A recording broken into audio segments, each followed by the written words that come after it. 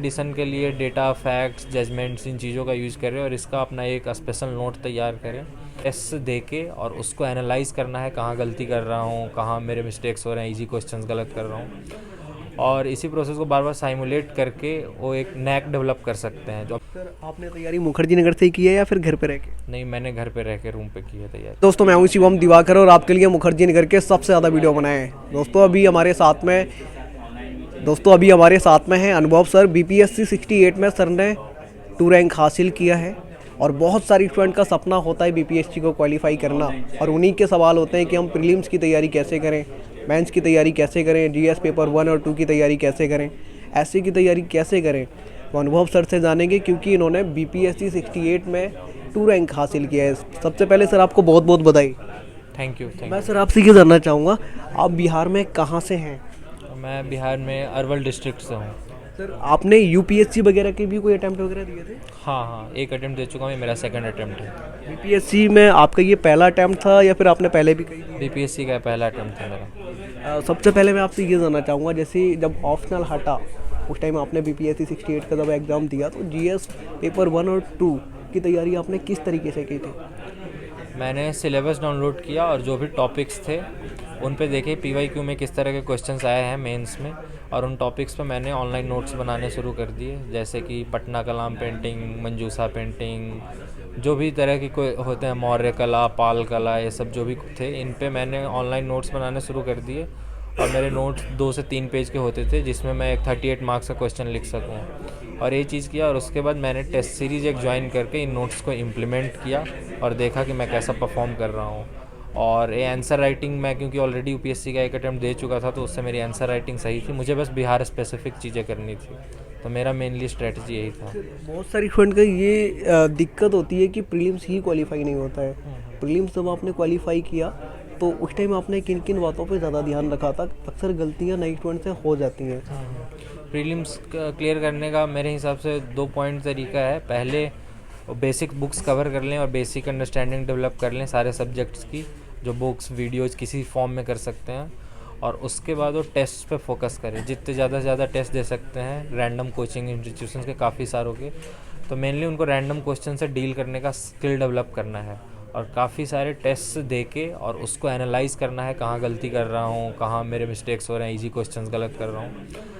और इसी प्रोसेस को बार बार साइमुलेट करके वो एक नैक डेवलप कर सकते हैं जो ऑब्जेक्टिव क्वेश्चंस को करने का। तो प्रीलिम्स में यही है। और प्रीलिम्स में एक और चीज़ से बचें कि कम मार्क्स से डिमोटिवेट नहीं हो, फिर भी टेस्ट तो देते रहें, भले ही कितने भी कम मार्क्स आ रहे हैं। और अगर उस चीज़ से आप सीख रहे होंगे तो एक ना एक दिन वो मार्क्स आपके ज़रूर इम्प्रूव होंगे। मेंस के लिए किन किन बातों का ध्यान रखें? उसमें भी अक्सर कई स्टूडेंट गलतियां कर देते हैं। कई बार होता है कई बार प्रीलिम्स क्वालिफाई हो जाता है, फिर दोबारा से एग्ज़ाम देते हैं, नहीं होता है मेंस में कुछ गलतियों की वजह से। क्या आपसे भी कुछ गलतियां हुई थी पहले जब आपने यूपीएससी का अटैम्प्ट दिया या फिर यूपीपीसीएस वगैरह का? मेंस में यह है कि वैल्यू एडिशन पे ध्यान दें। 3-4 चीज़ें होती हैं।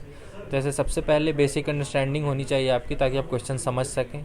उसके बाद क्वेश्चन में जो पूछा है आपको एग्जैक्टली उसी का जवाब देना है। उसके बाद चीज़ आती है स्पीड का। स्पीड बहुत इंपॉर्टेंट रोल प्ले करती है क्योंकि पेपर लेंदी अब आता है। और उसके बाद वैल्यू एडिशन का रोल है जो कि आपकी कॉपी को डिफ्रेंशिएट करेगा बाकी लोगों से। तो वैल्यू एडिशन के लिए डेटा, फैक्ट्स, जजमेंट्स, इन चीज़ों का यूज़ करें और इसका अपना एक स्पेशल नोट तैयार करें। और इन चीज़ों को टेस्ट में कई बार पहले ही अप्लाई कर लें ताकि एग्ज़ाम में करने में ज़्यादा परेशानी ना हो आपको। ऐसे की तैयारी सर आपने किस तरीके से की थी? क्योंकि बहुत सारी स्टूडेंट उसमें भी पिछड़ जाते हैं। ऐसे की तैयारी के लिए जीएस से आपको इन्फॉर्मेशन बेस बनेगा, जिस नॉलेज को आप यूज़ करोगे ऐसे लिखने में। और ऐसे में मेरा मेन सोर्स था टॉपर की कॉपी। जो भी टॉपर्स रहे हैं उन्होंने जो ऐसे में जिन्होंने हाई स्कोर करा है उनको मैंने काफ़ी ढंग से पढ़ा और एक पैटर्न समझा जो कैसे वो लोग ऐसे लिख रहे हैं, और उसको मैं अपने कॉपी में इम्प्लीमेंट करने लगा। और ऐसे में वैल्यू एडिशन के लिए नॉन फिक्सन बुक्स पढ़ सकते हैं, कुछ यूट्यूब पे वीडियोस देख सकते हैं और उन चीज़ों को एक जगह लिख सकते हैं, कोट्स इकट्ठा कर सकते हैं, पोएम इकट्ठा कर सकते हैं और उन सबको टेस्ट में अप्लाई करके यूज करना आप सीख सकते हैं। और ऐसे को ज़्यादा से ज़्यादा डाइवर्स रखें और ऐसे में कोहेरेंस और फ्लो का भी काफ़ी ध्यान रखें। ये चीज़ें आप प्रैक्टिस से और टॉपर्स कॉपी से डेवलप करें।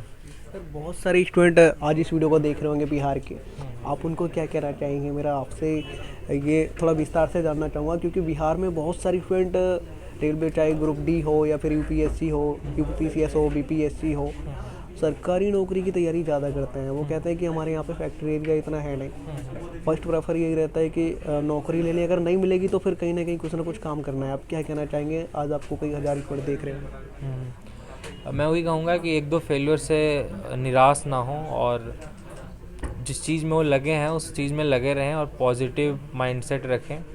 और कोई भी एग्ज़ाम हो, छोटे से लेकर बड़े एग्ज़ाम तक, सबसे ज़्यादा फोकस रखें साइमुलेशन पे, उस एग्ज़ाम के प्रोसेस को रूम पे या कोचिंग में या कहीं भी जाके रिक्रिएट करने में, और टेस्ट ज़्यादा से ज़्यादा दें और एग्ज़ाम में बैठने से पहले कई बार उस एग्ज़ाम को क्लियर कर लें, मॉक टेस्ट में ही क्लियर कर लें, तो उससे काफ़ी कॉन्फिडेंस आता है। और यही एक दो फेलियर से निराश ना हो और काफ़ी तरीके के एग्ज़ाम दें, जो भी कॉमन सिलेबस वाले एग्ज़ाम्स हैं उन सब एग्ज़ाम्स को दें। और वही है, पॉजिटिव माइंडसेट रखें हो और अच्छा एक फ्रेंड सर्कल रखें जिससे कि नेगेटिव। ग्रेजुएशन वगैरह भी बिहार से? नहीं, मैंने ग्रेजुएशन IIT दिल्ली से किया है, बीटेक किया है सिविल इंजीनियरिंग में। तो आपका मीडियम इंग्लिश था, हिंदी? मेरा इंग्लिश मीडियम था। सर, एक सवाल मेरा आपसे हो रहा है, क्योंकि अक्सर बहुत सारे स्टूडेंट BPSC की तैयारी बिहार में करते हैं, मुखर्जी नगर के आसपास भी रहते हैं। आज दोस्तों हम भारती सर के ऑफिस में बैठे हैं, क्योंकि यहीं पे एडुटेरिया का भी ऑफिस है, वहीं पे आज आप सर से मिलने आए थे। तो क्या आज जिन सर से आप मिलने आए थे, आपकी सफलता में उनका थोड़ा बहुत योगदान रहा है?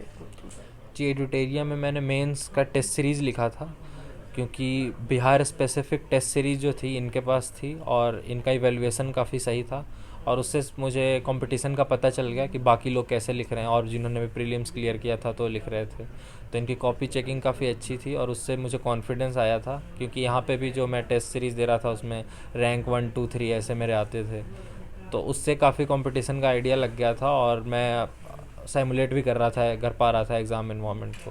सर, आपने तैयारी मुखर्जी नगर से ही की है या फिर घर पे रह के? नहीं, मैंने घर पे रह के रूम पे की है तैयारी। सेल्फ स्टडी ज़्यादा चलती है? हाँ, सेल्फ स्टडी की है। एक सवाल मेरा आपसे आखिरी है यही, अब पहले आप टॉपर्स के नोट्स वगैरह देखते थे, आज आप खुद बन चुके हैं, कैसा फील होता है? ये अच्छा लगता है, पर यही है कि सीखना अभी भी बहुत कुछ बचा है। टॉपर बनना एक डिफरेंट चीज़ होती है, पर काफ़ी सारे टॉपर से मैंने सीखा है और चाहूँगा कि मैं भी कुछ कंट्रीब्यूट करूँ, अपना एक डिफरेंट पर्सपेक्टिव लेके आऊँ। पारिवारिक बैकग्राउंड कैसा है? आपके पिताजी क्या करते हैं? मेरे पिताजी हेडमास्टर हैं गवर्नमेंट स्कूल में। दोस्तों, अगर आपको ऐसा लगता है कि हम कोई भी सवाल पूछना भूल गए हैं तो आप कमेंट बॉक्स में लिख भेजिए, प्यारा सा कमेंट लिखिए, हम उस पर नेक्स्ट टाइम ध्यान जरूर देंगे। आज की वीडियो में इतना ही। ये वीडियो देखने के लिए आपका बेहद शुक्रिया। इससे पहले मैं आपको बताना चाहूँगा, इधर आप देखेंगे तो बहुत सारे दोस्त अभी सर से मिलने के लिए आए थे यहाँ पे, जो अभी इधर ही हैं और कुछ नीचे जा चुके हैं। ये भारती सर का ऑफिस है, यहीं पे एडुटेरिया का भी ऑफिस है, वहीं पे आज ये सर आए थे। इनका रैंक 2 है BPSC 68 में। ये वीडियो आप अधिक से अधिक शेयर करें। मिलते हैं आपसे किसी और वीडियो में। ये वीडियो देखने के लिए आपका बेहद शुक्रिया।